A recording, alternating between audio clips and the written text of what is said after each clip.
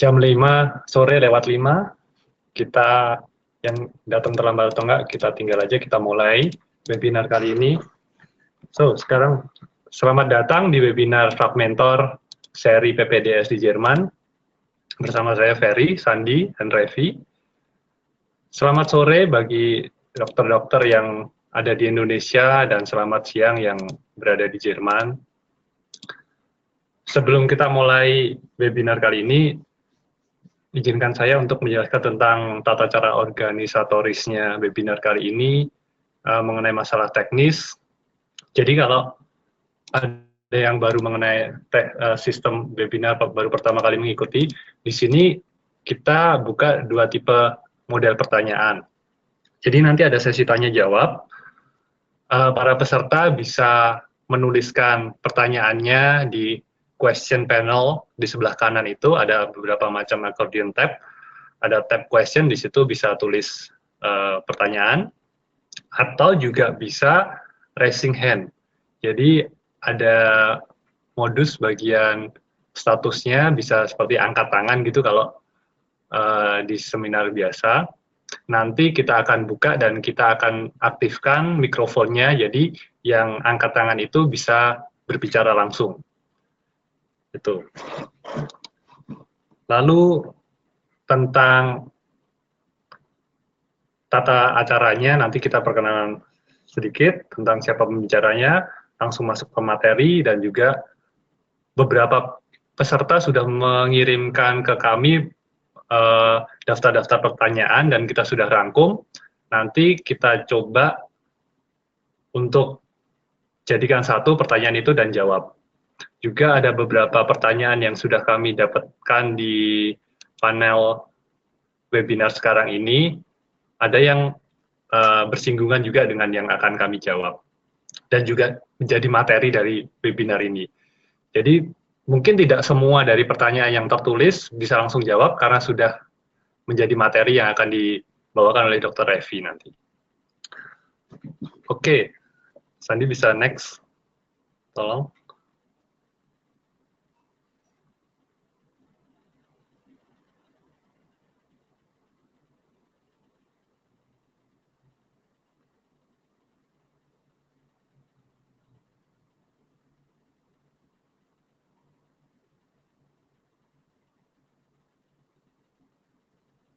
Oke, kita tunggu dulu.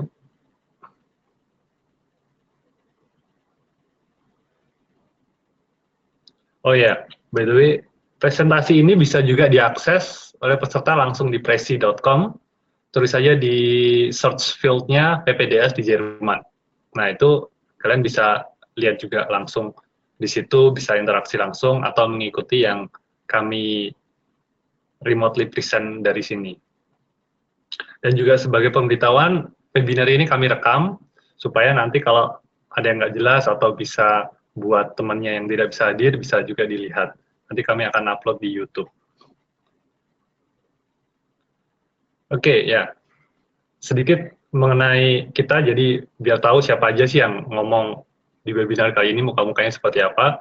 Saya sendiri, Ferry Darmanibowo, sebagai founder Fragmentor, bersama Sandi, juga founder dari Fragmentor, nanti dia akan berbicara di paling ujung, dan juga Dr. Revi Anandita yang akan kita nantikan materinya. Dia udah pengalaman di Jerman dan sekarang juga bertahun-tahun mengikuti PPDS di sana. Oke, next. Tentang penyelenggaraan sendiri Fragmentor, sebenarnya Fragmentor itu apa sih? Fragmentor itu kita kembangkan oleh alumni-alumni Jerman, saya sendiri dan juga Sandi. Kita sudah lebih dari 10 tahun ada di Jerman, mengembangkan Fragmentor untuk menghubungkan mentor-mentor yang sekarang ada di Jerman untuk membantu mereka yang ingin ke Jerman, entah itu kuliah atau seperti sekarang ini mau spesialis. Next. Dan di Fragmentor sendiri, kita itu bukan agen gitu. Jadi kita adalah jaringan para mentor untuk membantu mereka mencari informasi atau butuh teman, butuh bantuan untuk di sana, ataupun bagaimana tentang pengurusannya, bagaimana tentang pendaftarannya, legalisir terjemahan dan segala macamnya. Dan saat ini mentor-mentor yang ada di Fragmentor, next.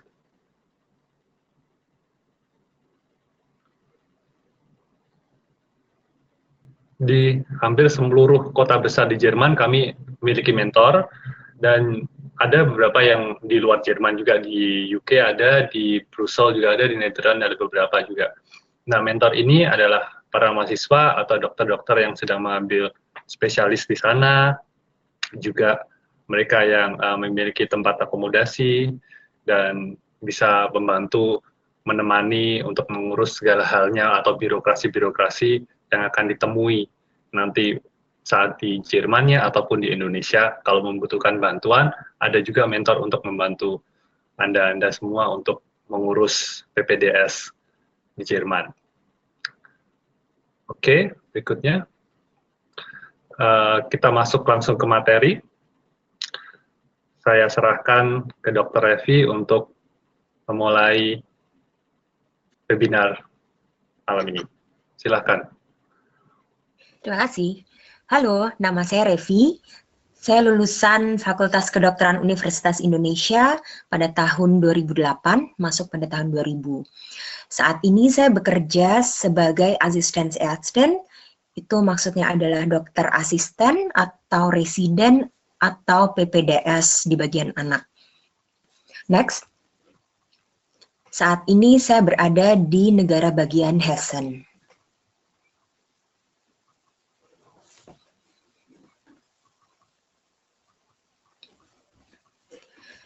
Di presentasi kali ini, yang akan kita bahas adalah langkah-langkah menurut pengalaman saya, bagaimana cara kamu dari Indonesia atau yang sekarang sudah berada di Jerman untuk mendapatkan peluang menjadi PPDS di Jerman.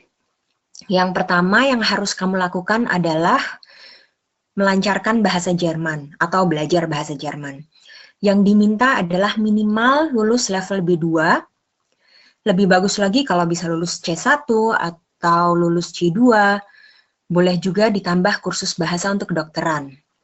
Next, kursus bahasa untuk kedokteran ini tidak wajib.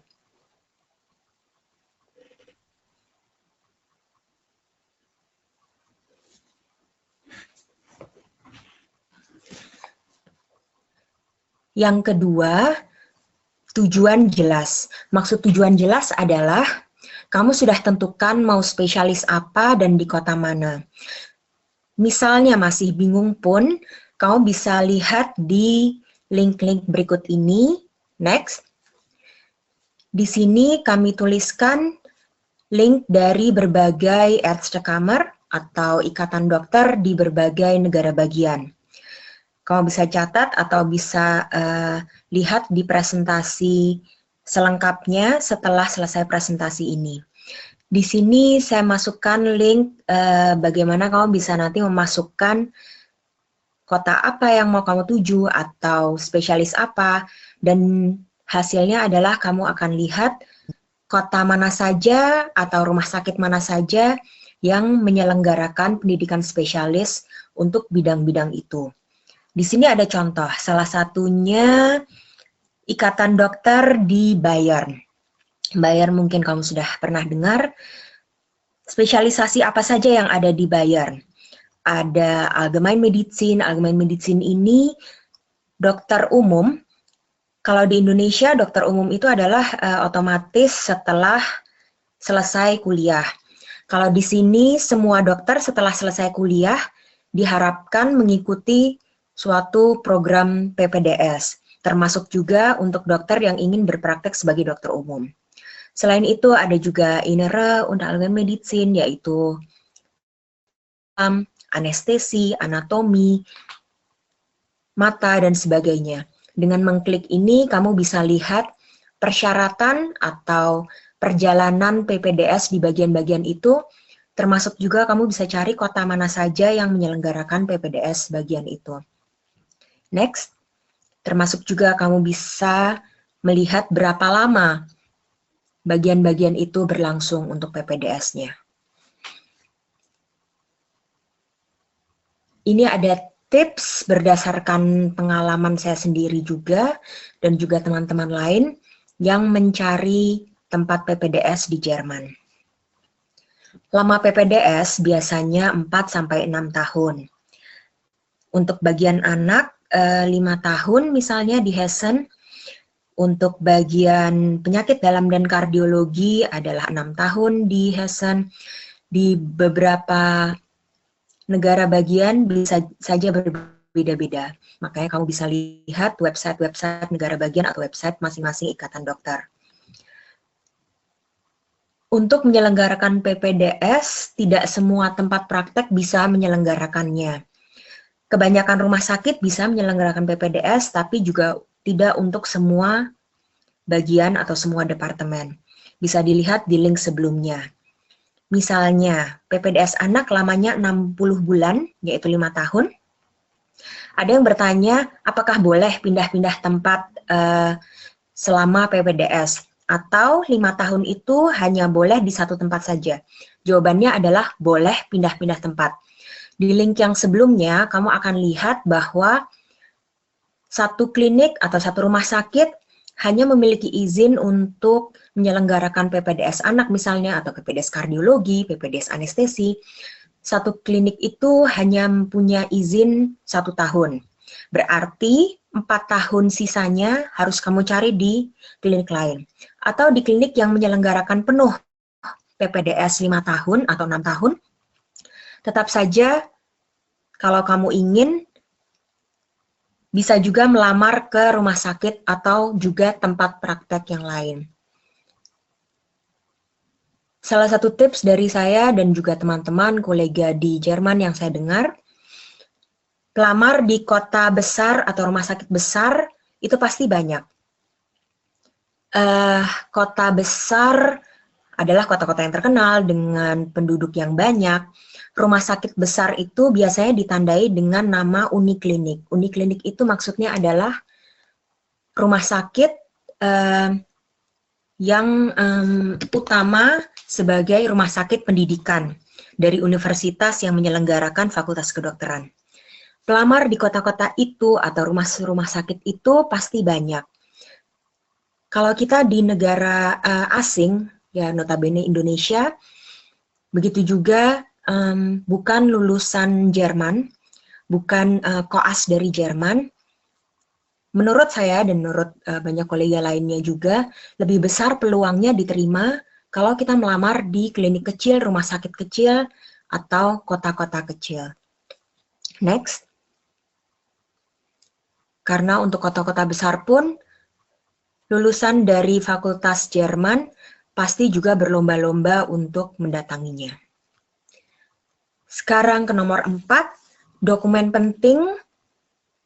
Dokumen-dokumen ini, ketiga dokumen yang saya tulis pertama ini, ijazah sarjana kedokteran dan dokter, transkrip nilai, dan STTB SMA, saya anggap 3 dokumen ini paling penting karena 3 dokumen ini adalah yang harus kita sertakan saat kita melamar ke suatu rumah sakit atau suatu tempat praktek atau suatu klinik. Sisanya tentu saja kita butuhkan untuk dokumen-dokumen lain, termasuk juga untuk berurusan dengan izin tinggal, izin kerja, begitu juga dengan ikatan dokter. Misalnya sumpah dokter, STR atau SIP, surat keterangan koas dari kampus menyatakan tanggal berapa sampai tanggal berapa koasistensi di rumah sakit atau klinik apa, di mana, di kota mana, di desa mana, untuk bagian apa.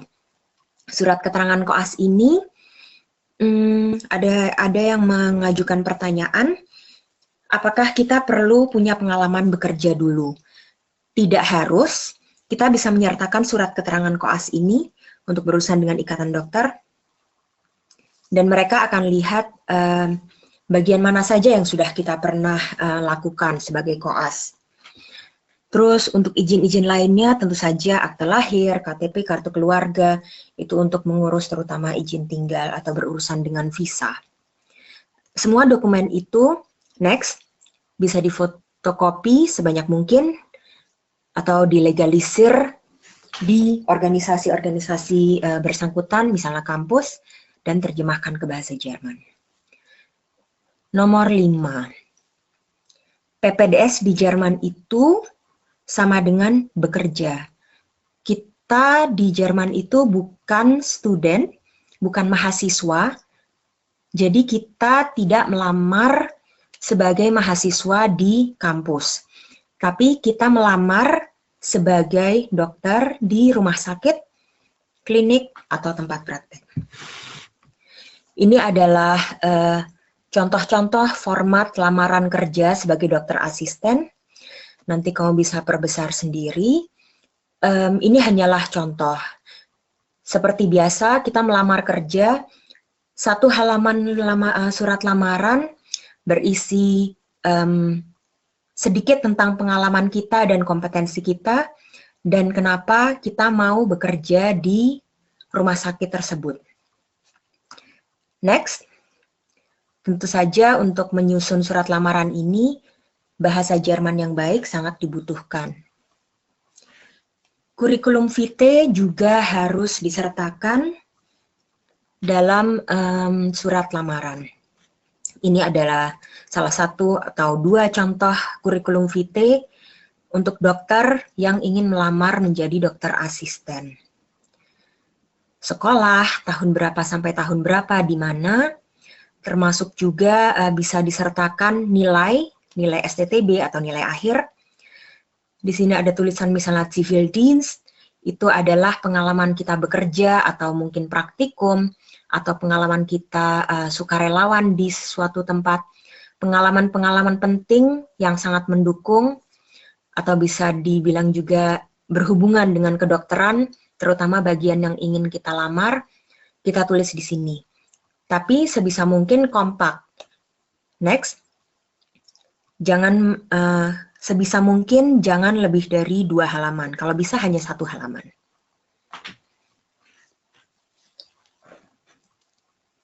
Dari pengalaman saya mengalami tiga-tiganya yang saya tulis ini dalam jalur masuk PPDS Jerman. Saat saya di Indonesia dulu, saya mengirimkan lamaran-lamaran dan akhirnya mendapatkan tempat di satu rumah sakit, yaitu di Fulda. Pada saat saya masuk, saya melamar sebagai Gastarzt, artinya dokter tamu. Apa maksudnya dokter tamu? Dokter tamu itu adalah dokter yang sudah bisa memulai masa PPDS-nya. Dokter tamu itu adalah dokter yang berasal dari negara lain, bisa memulai masa PPDS-nya pada hari itu juga, tergantung dengan izin kerjanya sudah ada atau belum. Kemungkinan diterimanya sebagai dokter tamu juga lebih besar daripada dokter asisten. Kita balik ke yang slide sebelumnya.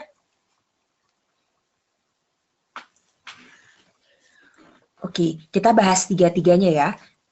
Pada saat itu saya bulan-bulan pertama saya menjadi hospitantin atau bisa juga dibilang observer. Saat ini saya sudah menjadi dokter asisten. Kita akan membahas keuntungan-keuntungan dan kerugiannya pada saat menjadi hospitan, pada saat menjadi Gastarzt, pada saat menjadi Assistenzarzt. Next. Ketiga jalan ini bisa kamu lalui untuk masuk ke PPDS di Jerman. Saya mulai dulu dengan jabatan dokter asisten atau Assistenzarzt. Dokter asisten, Assistenzarzt, maksudnya adalah dokter yang mendapatkan gaji seperti dokter-dokter lainnya di Jerman. Tentu saja mendapatkan gaji, terdaftar sebagai karyawan di rumah sakit itu atau tempat praktek itu atau klinik tersebut. Sejak bulan pertama langsung mendapatkan gaji, termasuk juga langsung terhitung masa PPDS. Kerugiannya apa untuk kita sebagai dokter dari Indonesia? Peluang diterimanya mungkin kecil. Saya bilang begitu karena kita bukan lulusan Jerman. Kita bukan lulusan Jerman, seperti juga perusahaan-perusahaan lainnya, siapa yang mau menerima orang dari negara antah berantah dengan tidak ada pengalaman kerja di negara Jerman misalnya, kemudian juga tidak tahu apakah sudah kompeten atau belum. Jadi itulah kerugiannya untuk kita. Peluang diterimanya mungkin kecil karena mereka skeptis apakah dokter dari negara Indonesia ini bisa kerja atau enggak. Apalagi kemungkinan diterimanya tentu saja semakin kecil kalau pelamar di rumah sakit tersebut banyak. Sejak awal, sejak hari pertama, kita langsung bertanggung jawab sebagai dokter. Dan ini sangat sulit kalau kita baru saja menjejakkan kaki di Jerman dan besoknya harus langsung bertanggung jawab sebagai dokter Jerman. Tentu saja itu akan membuat kita sangat kaku. Kita juga diharapkan sudah pintar dan sudah kompeten seperti lulusan Fakultas Kedokteran Jerman. Next. Dan inilah kesulitan-kesulitannya kalau kita yang masih di Indonesia langsung melamar menjadi dokter asisten. Termasuk juga kesulitannya karena kita tidak bisa mengikuti wawancara karena kita masih di Indonesia. Dokter tamu atau gastart.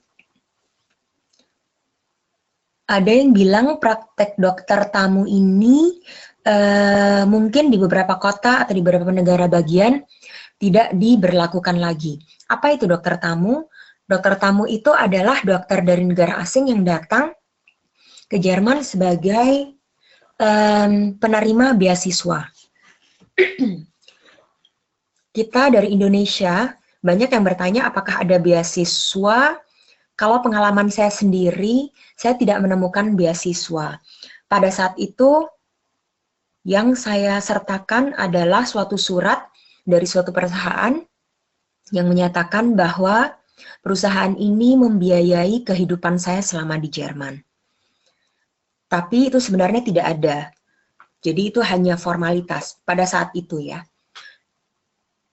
Keuntungannya, kalau kamu melamar sebagai gastart, dokter tamu, keuntungannya bulan pertama, hari pertama, sudah terhitung masa PPDS. Kemungkinan diterimanya tentu saja lebih besar daripada dokter asisten. Kenapa? Karena rumah sakit tidak harus menggaji kamu. Itu kerugian yang pertama, tidak mendapatkan gaji. Kerugian berikutnya, kamu harus menyertakan suatu surat keterangan stipendium. Stipendium itu maksudnya beasiswa dari negara kamu, yaitu Indonesia. Beasiswa ini, surat ini menyatakan bahwa biaya hidup ditanggung oleh sesuatu institusi, perusahaan, atau klinik. Beberapa negara bagian mensyaratkan minimal jumlah pembiayaan. Pada saat itu saya menuliskan 1.000 euro pada tahun 2009 untuk 1 bulan. Pada saat saya menyertakannya ke suatu Ärztekammer atau suatu ikatan dokter di suatu negara bagian, mereka bilang bahwa 1.000 euro itu tidak sesuai dengan gaji dokter asisten di sini. Jadi mereka tidak menerimanya. Keterbatasannya adalah sejauh mana kita bisa melakukan pekerjaan di klinik. Ada beberapa yang skeptis, beberapa rumah sakit yang skeptis bahwa sebagai dokter tamu sebaiknya tidak melakukan semua pekerjaan, sebaiknya tidak melakukan semua jaga malam sebanyak dokter asisten. Tergantung. Untuk dokumen-dokumen pemerintahan, misalnya asuransi kesehatan, juga agak membingungkan. Next. Karena status kita bukan karyawan dan juga bukan mahasiswa. Saya ulangi lagi, PPDS itu bukan mahasiswa. Jadi kita tidak akan disamakan dengan mahasiswa universitas. Jalan ketiga, hospitan atau menjadi pengamat, ada keuntungannya. Keuntungannya kita sebagai warga negara asing, warga negara Indonesia, warga negara antah berantah istilahnya, sudah boleh melamar menjadi hospitan. Tidak perlu juga kita harus jago bahasa Jerman. Kenapa? Karena hospitan itu hanya pengamat. Hospitan itu hanya pengamat, bisa melihat tapi tidak bisa menyentuh, hanya observasi. Apa keuntungannya? Kemungkinan diterimanya tentu saja besar, karena kamu tidak melakukan pekerjaan apapun yang membahayakan pasien. Waktu yang digunakan selama kamu bisa menjadi pengamat di rumah sakit tersebut bisa digunakan untuk mempelajari sekeliling, mempelajari bahasa, mempelajari untuk mendapatkan Berufserlaubnis atau Approbation, membina networking. Siapa tahu setelah izin-izin kerja kamu selesai, bisa diterima sebagai dokter asisten di rumah sakit tersebut.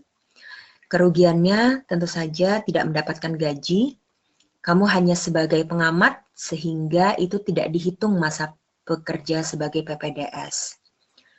Next, dari pengalaman beberapa teman yang sudah Sprachkurs dan tinggal di Jerman, pengalaman menjadi hospitan ini bisa memakan waktu sampai lebih dari 1 tahun dan izin tinggal kita mungkin sudah selesai. Ada beberapa pertanyaan yang kami rangkum kemarin. Yang pertama, sistem PPDS di Jerman, apakah seperti di Indonesia? Dari lamanya, apakah boleh berpindah-pindah tempat? Ada laporan diskusi, laporan referat dan lain-lain. Seperti yang ditulis tadi, lamanya sekitar 4-6 tahun, tergantung negara bagiannya dan tergantung departemennya. Contohnya PPDS anak di negara bagian Hessen lamanya 5 tahun. Begitu juga dengan anestesi, mata, anatomi, biokimia. Untuk bedah misalnya 6 tahun, bedah vaskuler juga 6 tahun, untuk kardiologi dan penyakit dalam juga 6 tahun, bedah mulut 5 tahun. Boleh pindah-pindah tempat atau tidak sudah bisa terjawab. Untuk kurikulum bisa kamu lihat di link atau di website ikatan-ikatan dokter seperti yang saya tulis sebelumnya. Di situ ada beberapa contoh-contoh. Misalnya, untuk bagian kardiologi ya, untuk bagian kardiologi dalam 6 tahun itu, kamu harus mengumpulkan minimal 100 diabetes, minimal 500 EKG, 100 ergometri, 100 EKG 24 jam, 50 pasien yang diukur tekanan darahnya selama 24 jam, dan lain-lain. Ada kurikulum seperti itu, termasuk juga ada tertulis misalnya untuk bedah jantung 2 tahun harus di bagian bedah, 4 tahun baru di bagian bedah jantung. Untuk bedah mulut misalnya, dari 5 tahun itu 1 tahun diantaranya boleh bekerja di bagian bedah atau di bagian anestesi atau di bagian THT atau di bagian bedah saraf. Kurikulum-kurikulum tersebut dapat kamu lihat di masing-masing website Ikatan Dokter di negara-negara bagian. Pertanyaan nomor 2, PPDS paling bagus di mana? Dari saya sendiri, saya akan jawab tidak tahu atau tidak ada tempat yang paling bagus untuk menyelenggarakan PPDS tertentu. Saya akan jawab begini, ada yang namanya uniklinik. Uniklinik itu adalah rumah sakit yang sangat besar dan sangat lengkap. Banyak yang bilang bahwa uniklinik ini paling menarik karena tentu saja rumah sakitnya besar dan banyak yang bisa dipelajari, termasuk juga penyakit-penyakit yang sulit. Jadi banyak yang bilang bahwa paling bagus belajar atau PPDS di suatu uniklinik.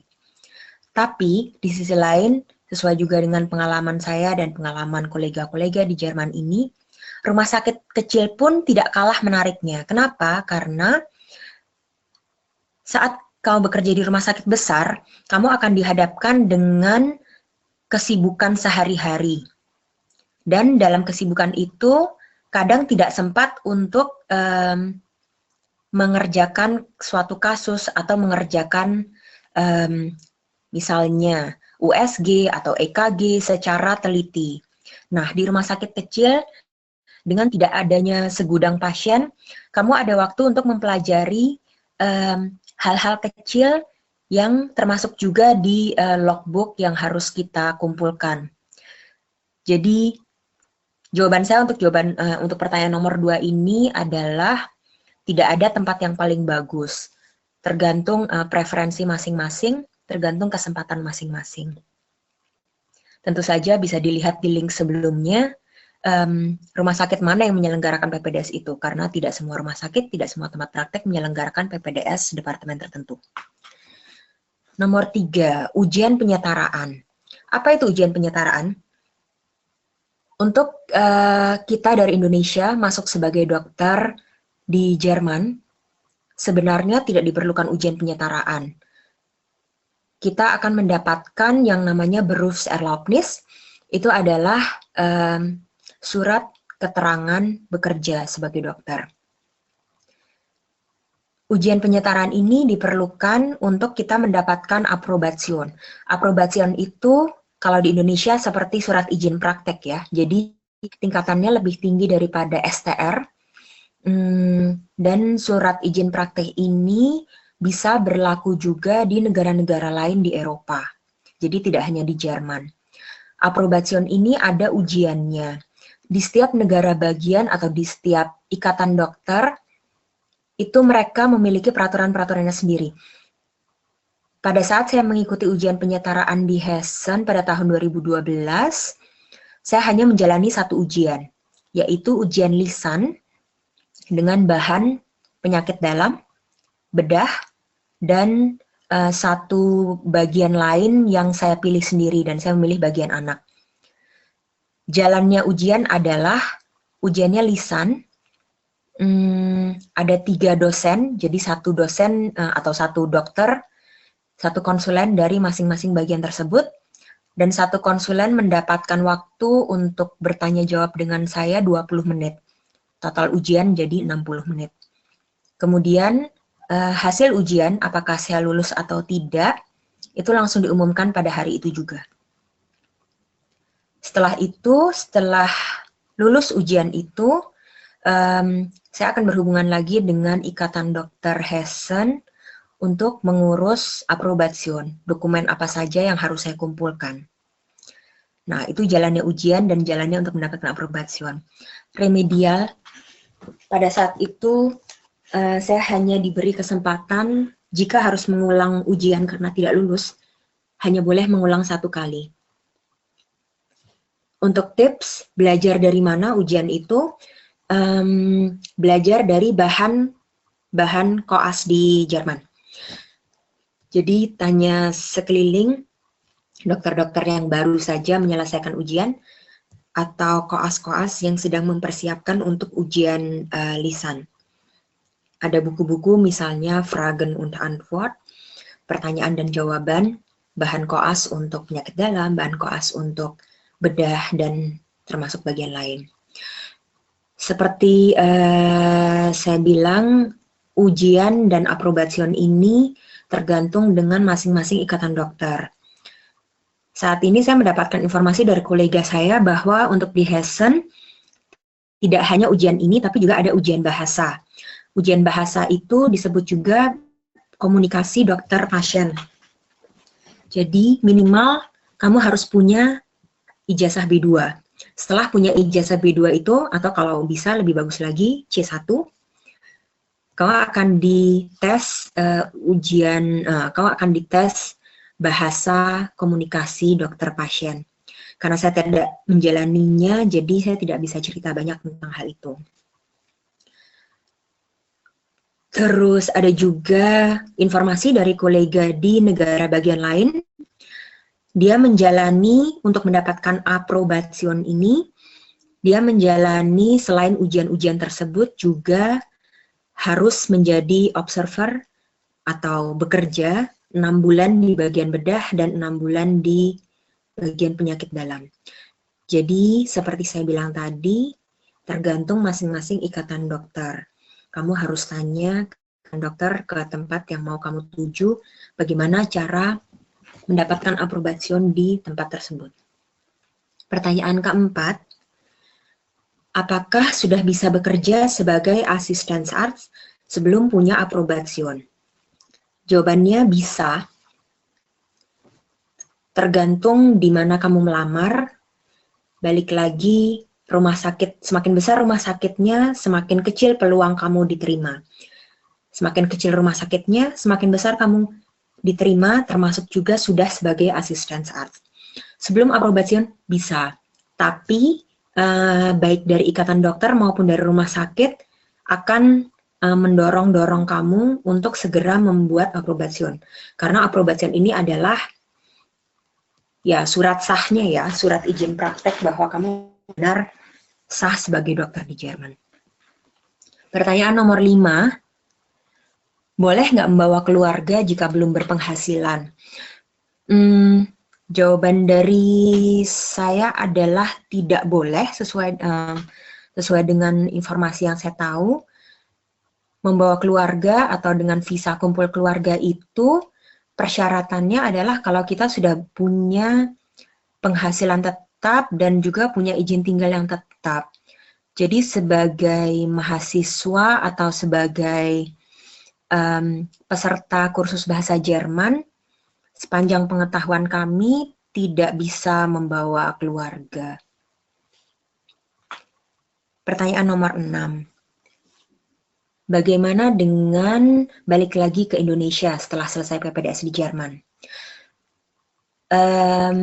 Saya mendapatkan info sekitar 3 tahun atau 4 tahun yang lalu, kalau kamu selesai PPDS di Jerman, waktu itu informasinya adalah tentang PPDS anak ya.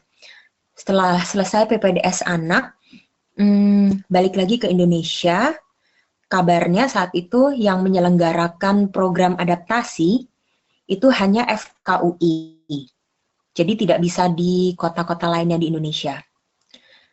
Kemudian untuk PPDS anak, untuk lulusan spesialis anak di Jerman, saat itu informasinya adalah, caranya adalah 1 tahun adaptasi dan membayar 100 juta rupiah. Untuk perbedaan kasus, pasti banyak pertanyaan, bukan hanya dari kalangan dokter, tapi juga dari kalangan keluarga atau pasien. Kasus-kasus di Jerman maupun di Indonesia ya tentu saja banyak bedanya. Kasus-kasus yang ada di buku, kasus-kasus yang standar lah, misalnya penyakit-penyakit degeneratif, diabetes, hipertensi, penyakit kardiovaskuler, itu bisa dibilang sama di mana-mana. Onkologi mungkin sama di mana-mana ya. Tapi pasti ada epidemiologi yang berbeda-beda di masing-masing daerah.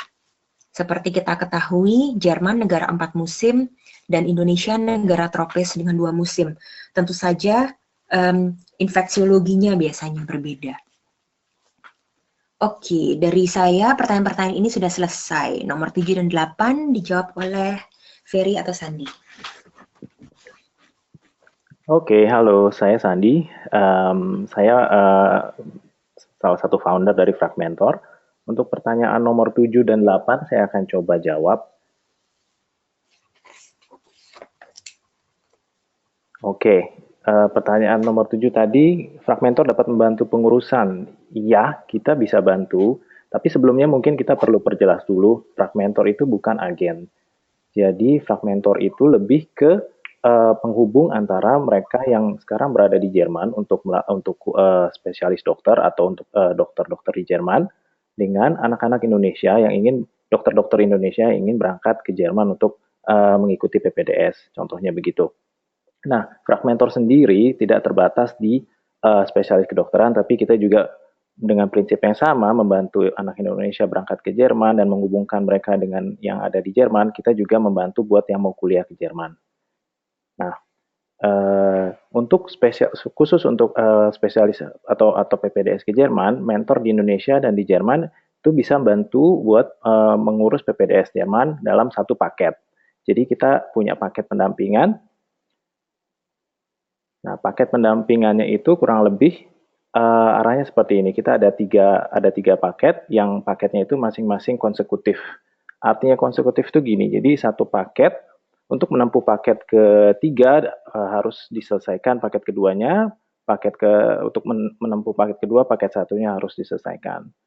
Nah, paket satu itu contohnya adalah persiapan di Indonesia. Jadi, seperti tadi pernah saya bilang, kita di Fragmentor, kita punya mentor yang bisa membantu di Indonesia untuk segala macam hal seperti penerjemahan, korespondensi dengan pihak Jerman, kita bantu untuk pengurusan visa, pengurusan akomodasi nanti ketika sampai di Jerman, pencarian asuransi, dan juga kita bisa bantu untuk tiket pesawat.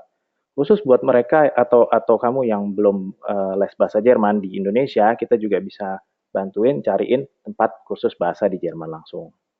Nah, paket kedua itu nanti begitu sampai di Jerman telah tersedia satu mentor di Jerman, nggak harus anak kedokteran ya, jadi bisa siapa aja, tapi mereka sekarang udah di Jerman.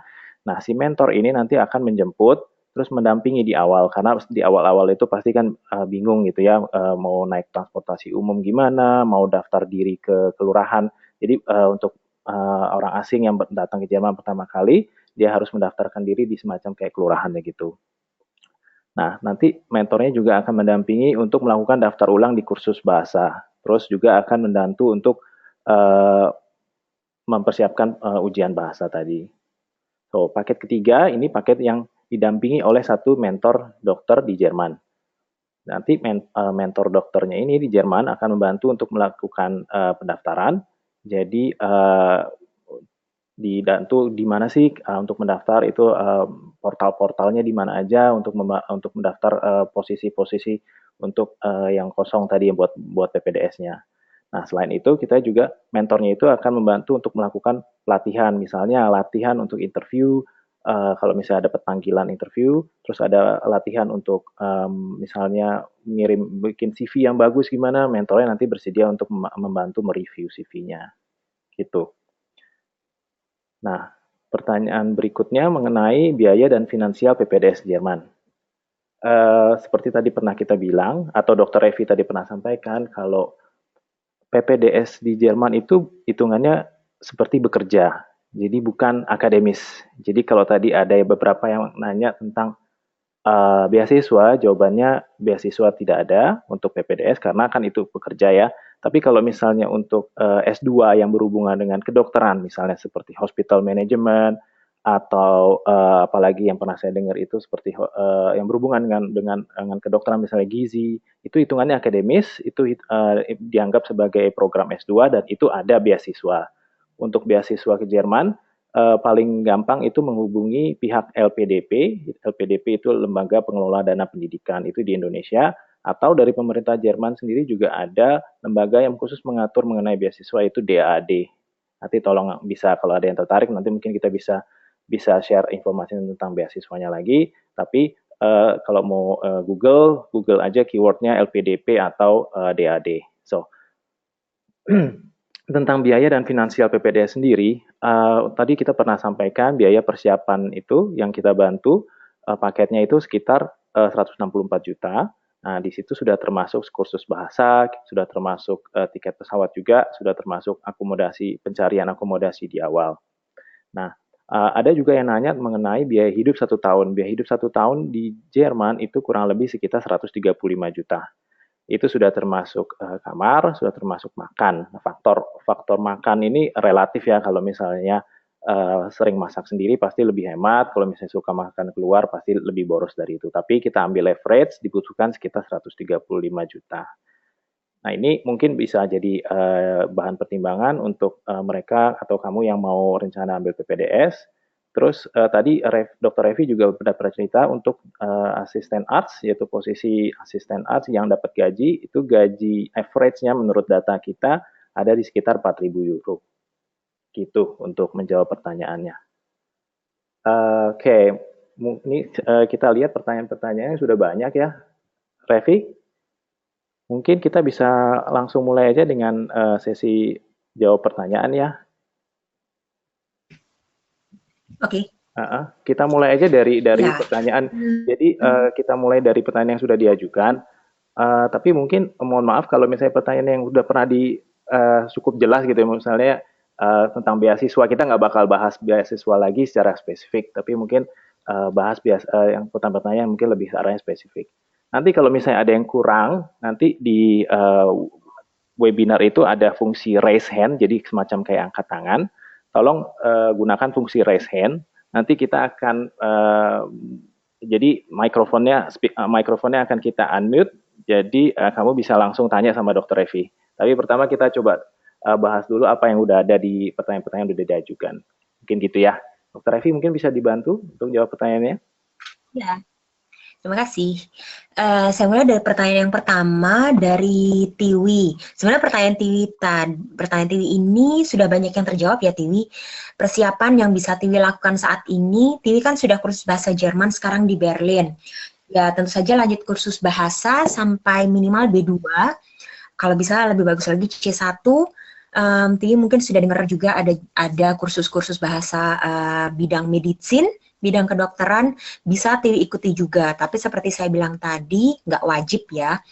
Terus karena Tiwi di Berlin, mungkin Tiwi ingin lanjut PPDS-nya atau hospitasinya mungkin di Berlin aja deh. Lihat di website Ärztekammer Berlin. Di situ Tiwi bisa lihat mau bagian apa di Berlin, lihat saja di situ. Kalau untuk hospitasi, saya nggak ada rekomendasi ya, jadi terserah aja hospitasi di mana. Hospitasi pun tidak harus bagian yang kita spesifik inginkan. Hanya untuk mencari pengalaman sambil mengurus-ngurus segala dokumen. Oke, pertanyaan lainnya dari Tiwi saya sudah jawab sebelumnya. Dari Yoser Tantono, ada PPDS dermatologi nggak di Jerman? Ada. Contohnya, saya sekarang lagi buka dari Ikatan Dokter Hessen. Ada. Dermatologi itu, atau bahasa Jermannya di sini ditulis Haut- und Geschlechtskrankheiten, penyakit kelamin dan kulit. Ya, di sini ada klinik dermatologi, ada juga uniklinik di Frankfurt misalnya, ada juga klinik Kassel, ada kok Yoser, jangan takut. Peluang masuknya susah atau enggak, menurut saya sih sama aja seperti bagian-bagian lainnya. Dan saya nggak punya datanya, jadi nggak bisa bilang. Oke, terus pertanyaan berikutnya dari Fatimah.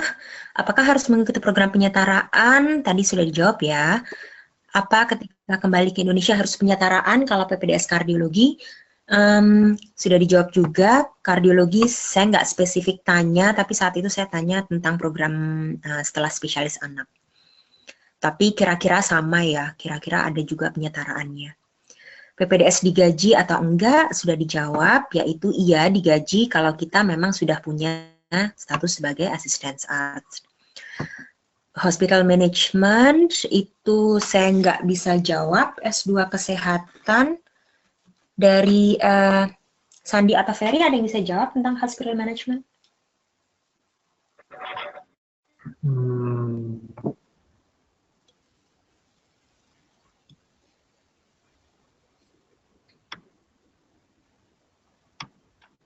Kita nggak ada informasi sih tentang itu. Jadi daripada nanti kita salah kasih informasi. Sorry. Oke. Ya, untuk S2, sayang kita nggak ada informasi, jadi kita lewatin aja ya. Living cost, hospitality, accessibility di Jerman, sebagian besar sudah dijawab. Tentang keramahan, ya, yang pasti tergantung individunya ya. Selama ini saya dan juga Sandi dan Ferry, ya kami mendapatkan lingkungan yang ramah-ramah dan sangat membantu. Termasuk juga kita sebagai Auslander atau sebagai warga negara asing yang baru datang ke sini, tergantung pasti dengan individunya, tapi selama ini pengalaman kami adalah kami sangat dibantu oleh warga Jerman maupun penduduk di sini yang non-Jerman. Beasiswa sudah dibahas. Berapa lama rata-rata waktu antara apply untuk PPDS sampai diterima? Itu saya nggak bisa bilang ya. Jadi sebenarnya pengurusan pelamaran kalau dari melamar sendiri, biasanya rumah sakit hanya butuh sekitar 2 minggu sampai 1 bulan untuk memikirkan apakah mau menerima orang ini atau enggak. Untuk pengurusan surat-surat, tergantung juga dengan waiting law Ärztekammer atau Ikatan Dokter, punya banyak sekali dokter di waiting list mereka, tentu saja bisa berbulan-bulan. Apakah aplikan wajib stay di Jerman selama itu? Wajib, saya bilang enggak. Tapi tentu saja sangat membantu ya. Kalau kamu hanya sebagai melamar sebagai dokter tamu atau dokter pengamat, tentu saja nggak wajib ada di Jerman. Tapi kalau melamar sebagai dokter asisten, sangat diharapkan sudah berada di Jerman, karena tentu saja sebelum bekerja, pasti perusahaan atau kepala bagian ingin melihat kamu seperti apa, apakah kamu bisa diterima atau enggak untuk bekerja di sana. Ini. Hospitasi, visa tinggal, langsung melamar sebagai dokter hospitasi. Iya, kalau hospitasi sih nggak ada masalah ya, maksudnya untuk peluang diterima, melamar aja. Tapi tetap aja langkah-langkahnya sama.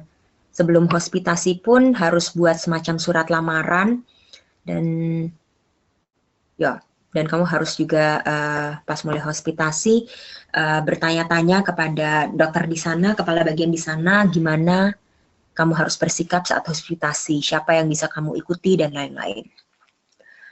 Untuk Gastarzt mutlak dari stipendium atau biaya sendiri, seperti saya bilang tadi, pengalaman saya adalah saat saya menjadi dokter tamu, itu surat formalitas.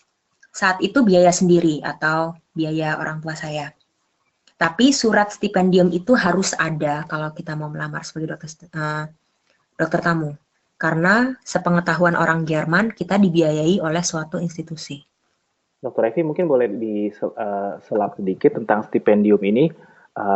Stipendium ini jadi artinya bukan beasiswa ya, jadi semacam kayak cuman surat jaminan gitu ya? Kalau menurut orang Jerman, stipendium itu adalah beasiswa. Jadi, dan itu memang ada. Waktu itu saya punya kolega dari Libya misalnya, dia punya stipendium dari negaranya, atau saat itu juga ada kolega dari Yunani, mereka punya stipendium dari negaranya. Mereka memang benar dibiayai oleh negaranya. Oh gitu. Mereka apply itu, dan mereka punya surat bahwa mereka dibiayai oleh negaranya. Nah, untuk info di Indonesia, saya sendiri nggak ketemu. Tadi Sandi dan Ferry juga mungkin cerita bahwa kita juga udah pernah tanya-tanya ke DAAD tentang spesialis kedokteran. Jadi memang jawaban dari DAAD, berhubung spesialis kedokteran itu bukan termasuk bidang akademis, jadi mereka tidak memberikan beasiswa. Karena itu sudah dianggap sebagai bidang pekerjaan profesional, kayak gitu. Informasi dari DAAD. Iya. Iya, jadi jawabannya untuk Deviana seperti itu ya. Terus dari Muhammad Hanifi, SIP, STR dokumen wajib untuk mendapatkan PPDS, S2, S3 terlebih dahulu, mempersulit kesempatan diterima. Jawaban saya enggak. Ya, di Jerman mungkin bedanya dibandingkan di Indonesia, kita tua pun nggak masalah ya. Jadi kita sudah belajar ini itu sampai mungkin di atas 30 tahun, di atas 40 tahun. Terus sekarang kamu mau mendaftar sebagai PPDS di Jerman, nggak masalah. Sudah menempuh pendidikan S2, S3 terlebih dahulu, malah sangat bagus untuk kurikulum vitae. Mungkin kamu akan preferensinya malah bisa jadi uniklinik, karena uniklinik itu sangat pro dengan peneliti. Sebagai lulusan S2, S3 tentu saja pasti sudah punya penelitian yang valid. Itu sangat membantu. Maaf, saya salah. Mungkin untuk memperjelas lagi yang tidak menyimak pertanyaannya, bisa saya ulang lagi tadi pertanyaan dari Muhammad Hanifi tentang jawaban Dr. F ini adalah, Lalu mau tanya, apakah SIP dan STR merupakan dokumen wajib untuk mendapatkan PPDS? Dan apakah seandainya saya menempuh pendidikan S2 atau S3 terlebih dahulu, berarti ada gap 1-3 tahun tidak aktif 100% di klinik, itu akan mempersulit kesempatan saya diterima. Itu kurang lebih pertanyaannya.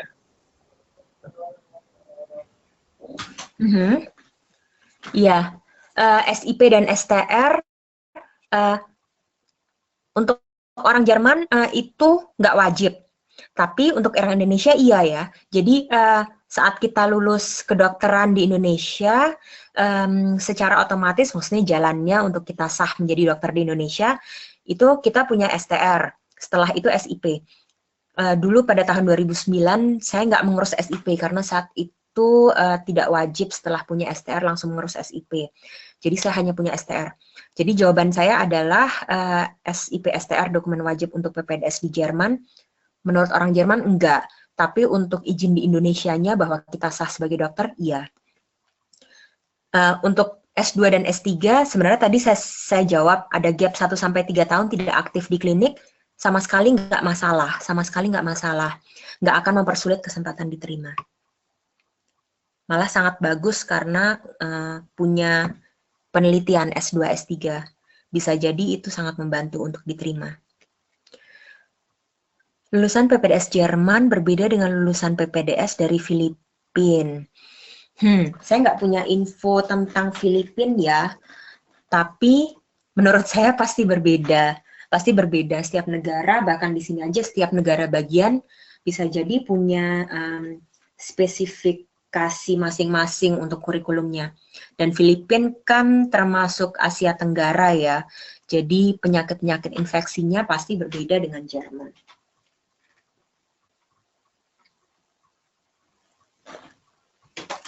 Oke, terus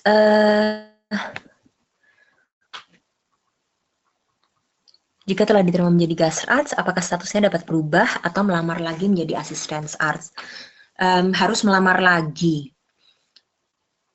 Kalau maksudnya ini di rumah sakit yang sama ya, di rumah sakit yang sama, di bagian yang sama, di departemen yang sama, hitam di atas putih, Shirley harus melamar lagi sebagai Assistant Arts. Tapi bisa jadi itu jalannya dipermudah. Jadi kalau Shirley di situ sudah punya nama bagus di departemen itu, wah selama jadi dokter tamu kerja untuk ubah status jadi Assistant Arts bisa jadi akan sangat dibantu gitu. Jadi maksudnya nggak usah mengurus dokumen dari nol lagi seperti kita baru datang dari Indonesia. Nanti akan dapat kontrak kerja sebagai Assistant Arts. Dan ya tentu saja akan berurusan lagi dengan ikatan dokter. Oke, saran dari Tiwi, dari semua peserta webinar bisa gabung di grup WhatsApp, bisa saling berinformasi satu sama lain. Ini untuk Ferry dan Mas Sandi ya. Ada masukan sekarang atau nanti dibahas? Halo, Ferry dan Sandi. Halo, oh ya. Saran yang bagus dari Tiwi tentang grupnya. Nanti akan kita bahas dan kita rangkum di mana kita ada daftar-daftar emailnya tentang informasi webinar lebih lanjut dan di mana bisa lihat videonya. Nanti kami akan kirim lagi follow up lewat email. Gitu. Oke. Terus ke pertanyaan berikutnya. Di manakah institusi di Jerman yang menerima pendidikan spesialis kardiologi? Untuk Fatimah, sudah pasti banyak banget Fatimah. Lihat aja di link-link yang tadi. Kalau kamu sudah bisa bahasa Jerman, atau punya teman atau keluarga yang bisa bahasa Jerman, lihat di link-link yang tadi. Terus di situ kamu ketik, kamu cari kamu mau negara bagian yang mana, atau mau cari di kota mana. Terus kamu ketik aja bahwa kamu ingin spesialis kardiologi, maksudnya ketik di bagian itu, bagian-bagiannya apa, kardiologi. Di situ kamu akan dapat daftar tempat-tempat, termasuk juga berapa bulan mereka bisa menyelenggarakan PPDS kardiologi. Banyak banget Fatimah, jangan takut, banyak banget tempatnya. Oke, terus lanjut. Yoser Tamtono, pasca PPDS, dokter Indonesia yang memilih berpraktik di Jerman banyak. Saya nggak punya data berapa persen ya, tapi saya tahu iya. Banyak. Mungkin menurut saya alasannya adalah dari Jerman dan Indonesia pasti banyak bedanya. Kurikulum PPDS-nya aja udah beda, terus gajinya beda. Itu mungkin dokter di Indonesia juga bisa kasih input. Terus kasus-kasusnya beda ya. Di Indonesia banyak penyakit tropis, sedangkan di Jerman enggak. Terus ada juga yang dengan alasan kenyamanan karena di sini sudah stabil segala kehidupannya, sudah teratur, jadi mendingan langsung lanjut di Jerman. Ada juga dengan alasan kalau balik ke Indonesia harus ada program adaptasi lagi, bayar pula, susah pula masuknya, mungkin juga susah lulusnya. Ada juga yang dengan alasan seperti itu. Ya banyak alasan. Saya nggak punya datanya berapa persen yang lanjut di Jerman, tapi saya bilang iya banyak. Terima kasih buat Dr. Revi untuk jawabin pertanyaannya. Karena kita lihat pertanyaannya terus saja muncul ya. Kita selingin aja yang mau raise hand, bisa silahkan. Jadi kita nanti akan unmute dan bisa interaksi langsung supaya lebih mantap kalau tanya-tanyanya. Iya, ini udah ada yang raise hand. Ya, oke, Fania ya. Kan Fania Nurul Sabarina. Halo Fania. Ya. Halo, selamat siang. Silakan. Ya, halo, selamat siang. Ya, selamat siang. Selamat sore. Iya, sore dok. Saya Fania, saya sekarang tinggal di Jerman, lebih tepatnya saya di kota Berlin. Saya sudah hampir 2 tahun di sini, cuman saya mempunyai permasalahan yang agak sedikit kompleks dok. Iya, halo? Iya. Iya, jadi begini dok, saya di sini tuh kalau untuk masalah visa itu saya sudah mendapatkan visa yang unbefristet. Karena saya mempunyai anak Jerman tapi saya di sini sebenarnya juga dibiayai oleh pemerintah sini. Nah, yang saya bingung itu sekarang apakah saya harus sebenarnya ikut aprobation dulu untuk bekerja ataupun untuk melamar menjadi PPDS. Sebenarnya saya masih benar-benar ngeblank banget dok. Fania, saya tanya balik ya. Boleh. Bisa punya izin tinggal unbefristet. Untuk yang belum tahu, unbefristet itu maksudnya tidak terbatas. Jadi izin tinggal itu bisa untuk selamanya.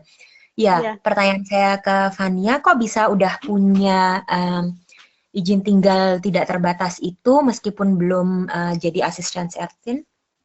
Ya, jadi kebetulan dulu saya menikah dengan orang sini dok, orang Jerman. Dan saya waktu itu dianjurkan untuk ikut ujian, bukan ujian apa sih namanya, ikut integration course untuk mendapatkan visa itu dok, untuk pas perpanjang saya jadi mendapatkan itu. Oke. Jawaban saya untuk Fania, Fania bisa mulai dari langkah apa saja. Fania bisa kirim lamaran dulu ke rumah sakit, bisa kontak ke Ärzte Kammer Berlin, Ikatan Dokter Berlin, itu juga bisa untuk tanya tentang aprobation. Seperti saya bilang tadi, aprobation sangat diperlukan. Tahun-tahun sekarang itu beda dengan saat saya mulai dulu. Itu semua orang, semua ikatan dokter, semua rumah sakit menginginkan dokternya punya aprobation. Jadi udah pasti Fania harus punya aprobation, entah sekarang atau tahun depan atau mungkin 2 tahun lagi. Jadi boleh mulai dari apa aja Fania, boleh hubungi Ikatan Dokter Berlin dulu, boleh juga langsung mulai kirim-kirim lamaran. Oke. Oke, Dok. Mm-mm. Jadi sebenarnya kalau misalnya saya untuk bekerja dahulu baru saya ikut spesialis seperti itu bisa, Dok? Nggak apa-apa kok, nggak masalah. Mulainya kapan aja PPDS, nggak masalah. Oke. Ya baik, Dok. Terima kasih banyak, Dok. Oke, Oke, sama-sama. ya. Terima kasih Fania. Ya, terima Lalu, kasih. sorry. Lalu berikutnya ada Pratiwi. Jangan Pratiwi tadi. Oke. Ya, Halo. Pratiwi. Halo, Ya. ya. Silahkan. Ya, makasih. Halo dok. Halo. Ya dok, tadi aku nanya nih dari pengalaman dokter sendiri dari jadi gas art itu berapa lama, terus jadi hospitantin itu berapa lama, dan dari lulus B2 sampai menjadi asisten art tuh butuh berapa lama dokter merasa gue udah siap nih untuk jadi asisten art gitu? Berarti saya jawab pakai perjalanan saya waktu itu ya. Saya lulus B2 di Indonesia. Terus saya waktu itu pakai agen, dan agennya mengirimkan lamaran untuk sebagai guest arts. Saya sendiri saat itu nggak tahu sama sekali bagaimana jalannya PPDS di Jerman. Sekarang baru tahu setelah beberapa tahun di sini. Nah, jadi saya lulus B2-nya di Indonesia, Terus saya datang saat itu ke Fulda sudah dengan izin sebagai dokter tamu. Tapi tadi pas di presentasi saya bilang saya juga mengalami jadi hospitantin atau jadi observer, pengamat itu karena saat itu ada masalah saya nggak memperpanjang izin kerja sebagai dokter. Jadi saat itu statusnya ternyata belum mulai PPDS-nya gitu. Jadi salahnya di situ. Oke. Nah, jadi lulus B2 sebenarnya waktu itu saya udah bisa langsung datang aja ke Jerman gitu kan, karena waktu itu udah diterima sebagai dokter tamu di Fulda. Oke, terus saat itu tentu saja pas awal-awal itu nggak ngerti apa-apa ya, nggak ngerti sama sekali. Kalau saya ditanya pada hari pertama saya menjejakkan kaki di Fulda, apakah sudah pede saya langsung kerja sebagai dokter asisten? Nggak sama sekali. Ngomongnya aja masih susah, terus cara kerja dokter asisten di sini juga saya sama sekali nggak ngerti gitu. Jadi saat itu sama sekali nggak pede. Saat itu saya berpikir sampai saya jadi spesialis, saat ini masih proses sampai menjadi spesialis anak, saya pikir saya akan terus sebagai dokter tamu, yaitu tidak mendapatkan gaji, jadi terus dibiayai oleh orang tua di Indonesia. Tapi jadi pikiran pertama saya itu. Pada tahun 2011 saat saya mau memperpanjang izin kerja Berufserlaubnis, itu ada peraturan baru dari Hessen bahwa wajib ujian penyetaraan. Nah, itulah titik baliknya kalau untuk pengalaman hidup saya. Jadi setelah saya punya aprobation itu, barulah saya melamar kemana-mana sebagai dokter asisten, karena saat itu mendapatkan gaji itu sepertinya sangat menarik. Nah, setelah itulah baru menjadi dokter asisten. Dan karena itu sudah selang waktu 3 tahun, jadi bahasa Jerman udah lumayan oke. Kerja apa yang dilakukan oleh dokter asisten di Jerman itu juga saya udah ngerti. Jadi saat itu ya udah pede. Cuman tentu saja itu nggak berlaku untuk semua orang ya. Bisa aja ada yang pelajar cepat, jadi maksudnya begitu lihat langsung wah bisa nih, bisa ini, bisa itu, segala pekerjaan dokter asisten bisa, tergantung masing-masing. Saat itu perjalanan saya seperti itu. Waktu itu nyampe Jerman ngulang lagi nggak sih dok untuk Sprachkursnya dan nambah medicine kursnya itu? Saya enggak. Seperti dibilang kan minimal B2 saat itu yang diminta. Sampai saat ini Hessen juga meminta, negara bagian Hessen meminta minimal B2, kalau lebih bagus lagi C1. Jadi ujian Sprache-nya, ujian bahasa Jermannya bisa jadi tidak diperlukan lagi kalau saat ini. Saat itu saya nggak ada ujian bahasa lagi, jadi saya langsung masuk jadi pengamat di klinik Fulda. Oke, jadi Dokter Evi total boleh dokter dari kalau ditambahin yang tentang bahasa di beberapa negara bagian udah minta C1 dok. Iya, benar-benar. Makanya saya bilang semua peraturan itu harus lihat di link masing-masing atau tanya di masing-masing negara bagian atau di masing-masing ikatan dokter. Oke. Oke, Dok. Cukup, Dok. Makasih. Oke, sama-sama.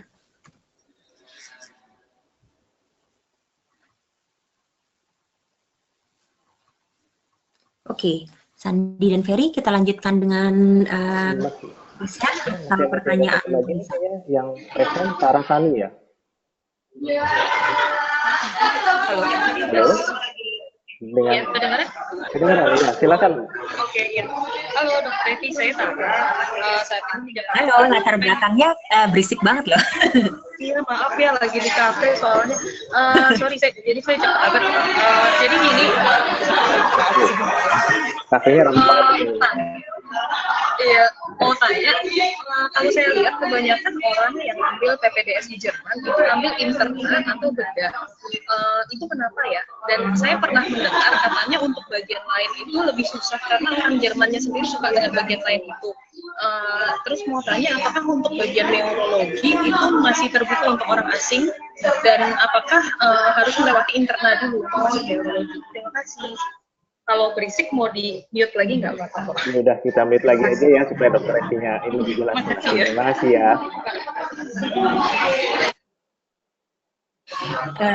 Ya, dari yang saya mengerti dari pertanyaan tadi, bidang-bidang apa saja yang terbuka untuk warga negara luar Jerman?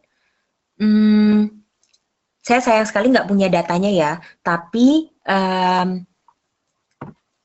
Jerman atau Hessen selama saya tinggal di Hessen ataupun di negara bagian Rheinland-Pfalz itu sangat terbuka untuk dokter dari negara bagian asing. Tentu saja setiap klinik, setiap perusahaan, setiap rumah sakit pasti ingin memilih yang terbaik. Jadi mereka mungkin lebih memilih lulusan Jerman. Atau kalaupun yang bukan lulusan Jerman, mereka akan lebih memilih yang sudah punya pengalaman kerja di Jerman atau yang sudah punya aprobation.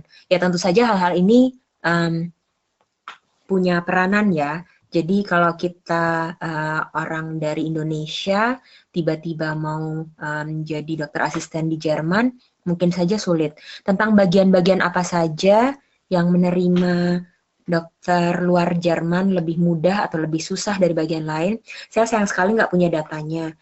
Tapi kalau saya lihat di banyak bagian, banyak kok dokter-dokter negara luar Jerman.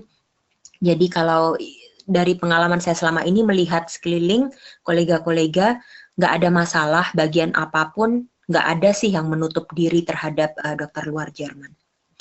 Oke, terus tadi pertanyaan berikutnya, neurologi.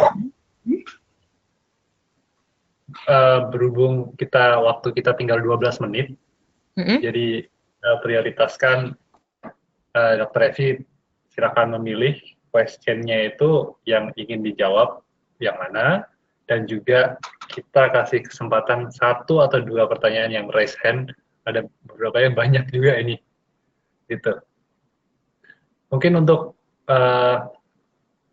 satu question dulu yang tertulis, bisa ada yang bisa dijawab Dr. Evi dengan singkat sebelum kita tutup questionnya yang untuk tertulis dan kita buka untuk 2 pertanyaan yang raise hand. Oke. Ya, tadi untuk neurologi atau bagian-bagian lain dari beberapa pertanyaan ini, bagian-bagian lain, bagaimana kurikulumnya, itu lihat di website masing-masing ikatan dokter ya. Jadi nggak bisa kita bahas satu-satu di sini. Terus itu tadi sepertinya Tara. Di sini ada dari Filipus tadi, apa PPDS di Jerman ada level-levelnya seperti junior, senior, chief, seperti di Indonesia. Mungkin ada tapi tidak tertulis ya, tidak tertulis dan tidak kelihatan. Jadi Di sini hospitality atau hubungan antar kolega dan termasuk juga kepada kepala bagian dengan kepala bagian atau dokter konsulen, itu hubungannya menurut pengalaman saya, mungkin juga Ferry dan Sandi, dengan atasan itu sangat setara.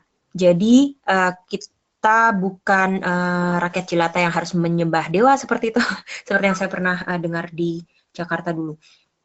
Enggak. Jadi antara tahun pertama PPDS atau PPDS tahun kedua, dokter konsulen dan chief, kepala bagian, semuanya hubungannya setara. Kita harus menghormati mereka, tapi kita bisa mengajukan kritik dan saran kalau diperlukan. Nggak ada level-level seperti di Indonesia mungkin ya. Secara kultur nggak seperti itu.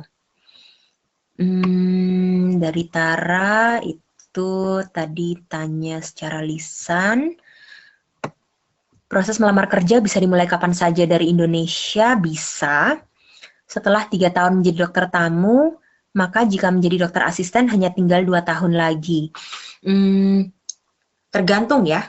Jadi dokter tamu, kalau selama dokter tamu itu benar-benar sudah mengikuti kurikulum, dan itu pun kurikulumnya ada logbooknya, bisa dilihat dari masing-masing website Ikatan Dokter, ada logbooknya. Kalau logbook itu sudah terisi dan juga ditandatangani oleh kepala bagian selama 3 tahun sebagai dokter tamu itu, dan total PPDS di bagian itu hanya 2 tahun lagi, bisa seperti yang ditulis oleh Henry, 3 tahun dokter tamu, 2 tahun asisten, terus bisa ujian. Itu bisa. Oke. Terus, sesulit apa mengambil spesialis di Jerman? Sepertinya itu sangat subjektif, jadi saya lompati saja ya. Oke, mengurus Berufserlaubnis memerlukan Arbeitgeberbescheinigung dari Nico Meliala. Mengurus izin kerja sebagai dokter atau Berufserlaubnis, apakah memerlukan surat keterangan dari tempat kita bekerja di Jerman ya, Arbeitgeberbescheinigung. Itu harus kamu hubungi ikatan dokter atau negara bagian masing-masing. Pada saat saya mengurus tahun 2012 dulu, tidak harus sudah memiliki tempat bekerja untuk bisa memiliki Berufserlaubnis. Oke, terus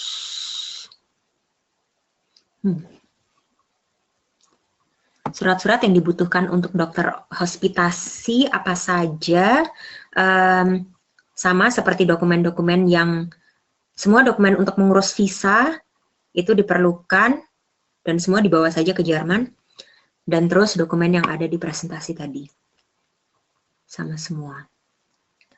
Oke, dari Niko, beberapa kali hospitasi, rumah sakit kecil yang peluangnya besar di mana saja?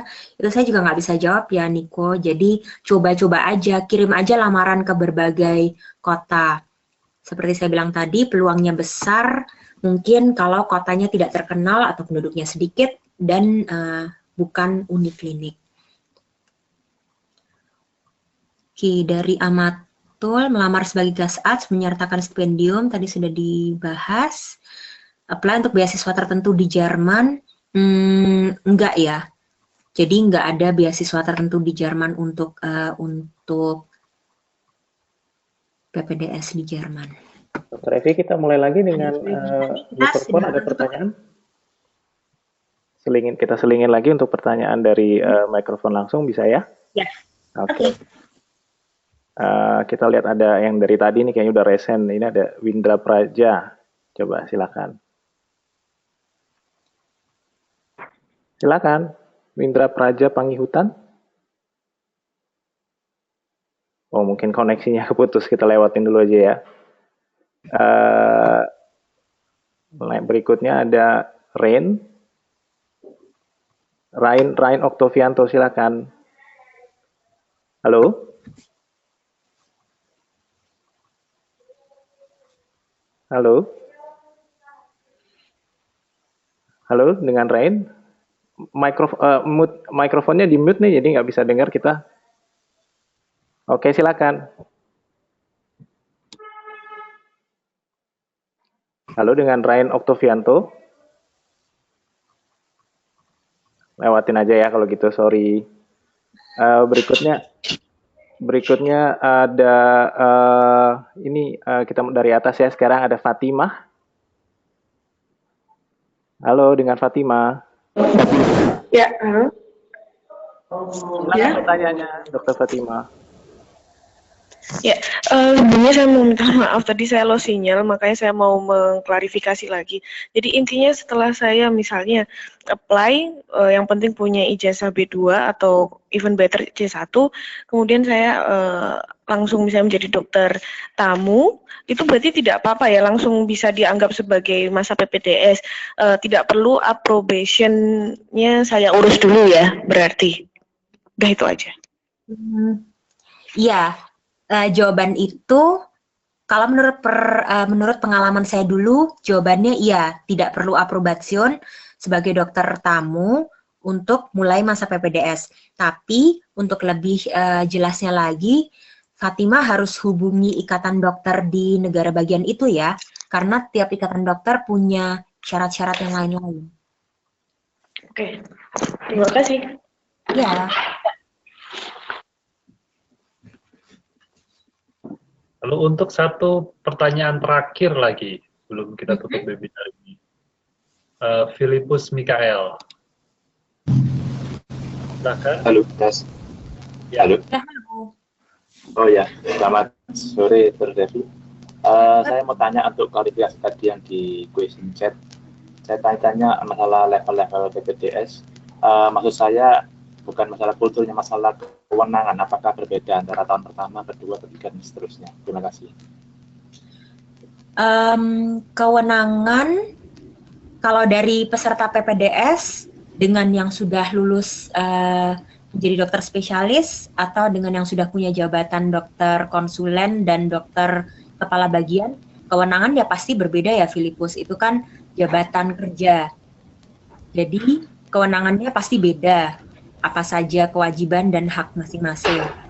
Kalau dari hak ya mungkin maksudnya hak untuk menandatangan dokumen, hak untuk memberi saran misalnya seperti itu. Nah, untuk kewenangan dari PPDS tahun pertama, tahun kedua, tahun ketiga, itu nggak sejelas seperti di Indonesia, Filipus. Kalau di Indonesia mungkin PPDS-nya benar-benar kurikulumnya sangat jelas ya. Tahun pertama itu si PPDS hanya boleh misalnya di poliklinik, tahun kedua misalnya hanya boleh di IGD dan seterusnya. Kalau di sini enggak, jadi tergantung masing-masing klinik, masing-masing rumah sakit. Kewenangan itu tergantung si dokter itu sudah kompeten atau belum. Jadi kalau kewenangan misalnya satu dokter boleh periksa EKG atau enggak, boleh aja kalau udah bisa. Dan terus, tapi kalau dokter itu masih tahun pertama misalnya, tentu saja setelah dia melakukan pemeriksaan EKG, tentu saja dia harus hubungi seniornya atau hubungi dokter konsulennya untuk cek and recheck lagi, udah benar belum nih dok EKG-nya gitu. Misalnya seperti itu ya. Jadi kewenangannya beda, tapi sangat fleksibel.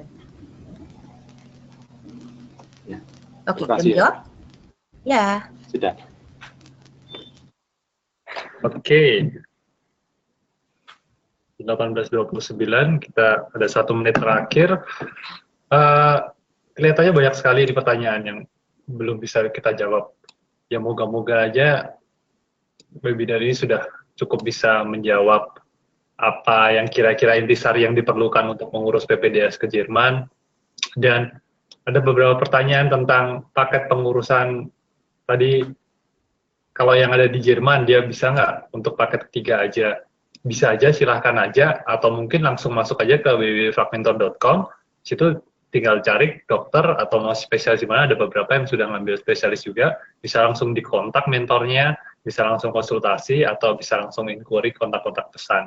Dan bagi yang ada di Indonesia, untuk yang paket pertama atau paket kedua, bisa langsung kirim email ke kita di info@fragmentor.com.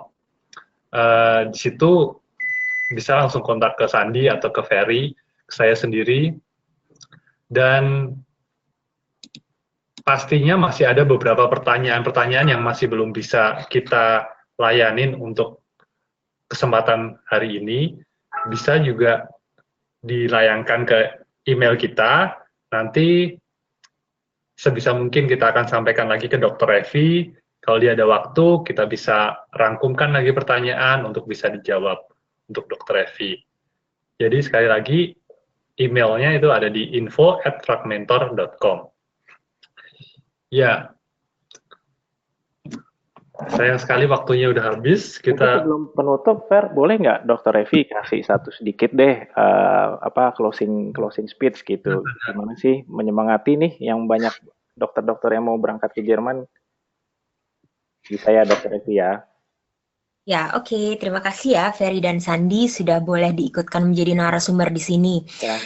Teman-teman dokter di Indonesia maupun dokter Indonesia yang sudah ada di Jerman dan ingin ambil PPDS, kesan saya selama di Jerman kebanyakan sangat bagus, stres pasti ada, tapi semuanya berjalan sangat bagus dan di sini orang sangat membantu.